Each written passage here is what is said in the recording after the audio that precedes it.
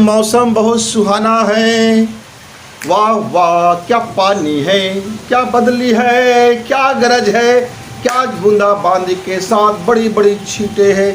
ये बेमौसम बारिश है।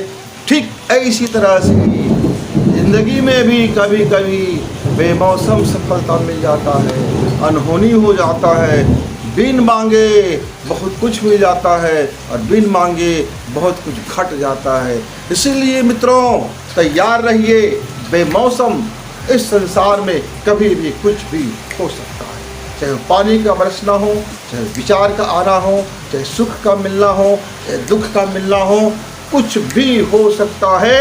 अलर्ट रहिए, सावधान रहिए और मौज में रहिए। फिर गुरु जी के साथ मिलेंगे, तब तक नमस्कार, धन्यवाद।